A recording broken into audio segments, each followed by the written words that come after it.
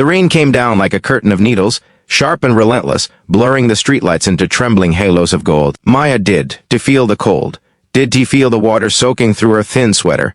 Did to even feel the pain in her scraped knees. All she felt was terror rising in her chest like a scream she did. To have the strength to release. Her breath hitched as she stumbled out of the alley, glancing over her shoulder at the dark silhouette chasing her. She had only seconds. Only one chance.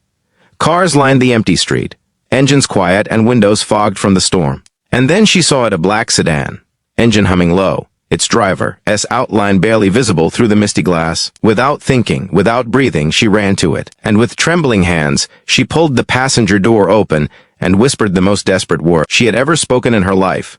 "Can I hide in your car, please?" She did know who he was. She did. To know she had just run into the vehicle of one of the most feared, most powerful men in the city. She did. To know she had just stepped into the car of a mafia boss. If you believe in kindness, second chances, and stories where strangers become unexpected protectors, please remember to like, comment, share, and subscribe to the channel. It helps more than you know. Maya sank into the seat, as if the leather could swallow her fear whole. She curled into herself, shivering, clutching her arms. Her breath fogged the window as she whispered apologies, choking on each one. She wasn't used to asking for help, certainly not from strangers, certainly not in the dead of night. But running from Derek had stripped her pride away long ago. His possessiveness had grown from romantic promises to suffocating threats, and tonight he had crossed lines he could never uncross.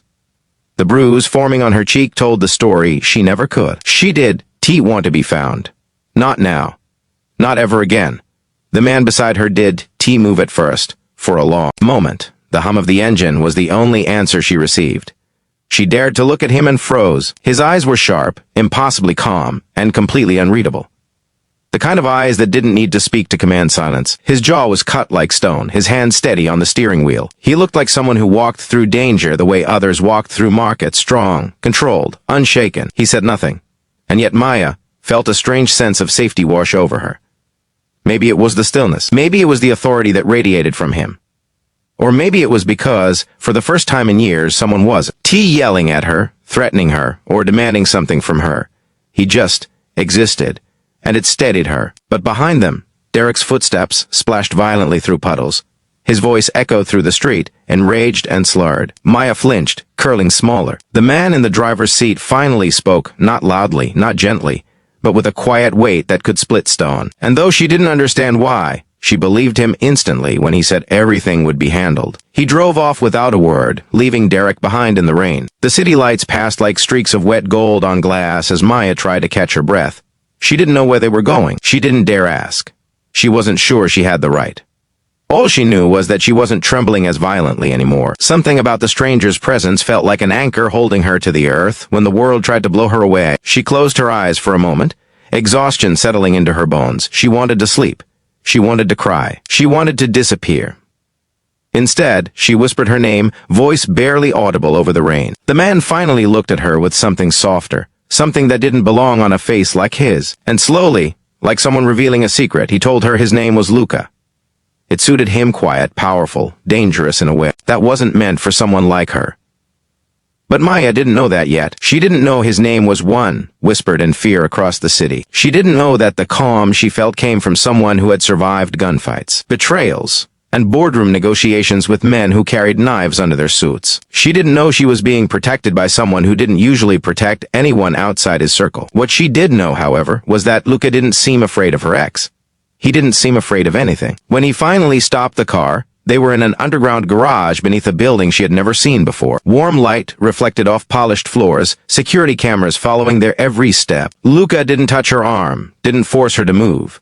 He simply walked ahead, glancing back once, as if giving her the choice. And somehow, despite everything, Maya followed him. Upstairs, in a quiet apartment with dark marble floors and soft golden lighting, he handed her a towel and a blanket, as if it were the most natural thing in the world to help a stranger escape danger. She wrapped herself in the warmth, letting her shaking body relax. For the first time all night, she felt human again. Luca watched her from a distance, not hovering, not imposing, just observing. His eyes seemed to read her pain without prying, as if he had seen broken people before and knew that the gentle approach mattered more than words. Maya sat at the edge of the couch, hands trembling as she explained what happened. Her abusive ex, the threats, the fear that never left her. She expected disbelief. She expected judgment. Instead, she saw something that startled her anger. But not at her. Luca's rage was cold, silent, focused, the kind of anger that came from someone who knew what violence looked like and despised those who preyed on the weak. He didn't promise protection with empty words. His silence was promise enough. The hours stretched into early morning as rain softened. Outside, Maya drifted into sleep, safe for the first time in a long time, unaware of the storm moving behind the scenes. She didn't know that Luca had made a single phone call, his voice dangerously calm, as he gave instructions that would make sure Derek never came near her again. Not through violence, not yet, but through pressure, warnings, and the kind of intimidation only someone with real power could deliver. When she woke, sunlight filtered gently through tall windows. The warmth of the blanket soothed her sore limbs. She found Luca standing on the balcony, a shadow against the morning sky, sipping coffee, as if the previous night hadn't changed anything at all.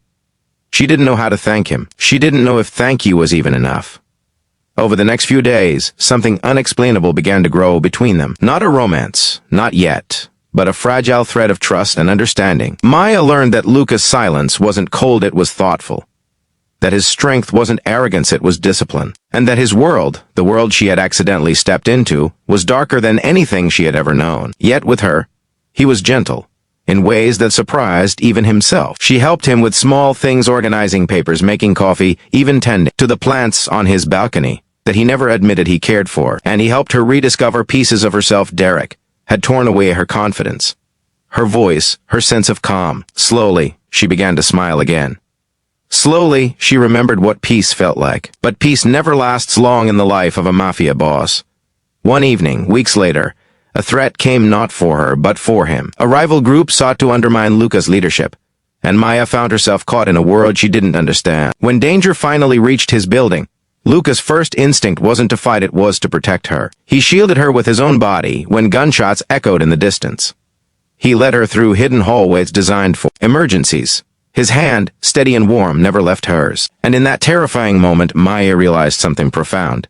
The man she once feared now felt like safety itself. The attack ended quickly, but the aftermath lingered. Sitting together in the dim safe room, breathing hard, Luca finally told her the truth about who he was: mafia boss, leader, protector, survivor. A man whose life was built on danger but whose heart had begun to soften in ways that frightened him. Maya didn't run. She didn't flinch. She simply placed a trembling hand over his and whispered that people were more than their titles and their scars. That maybe he wasn't the monster he thought himself to be.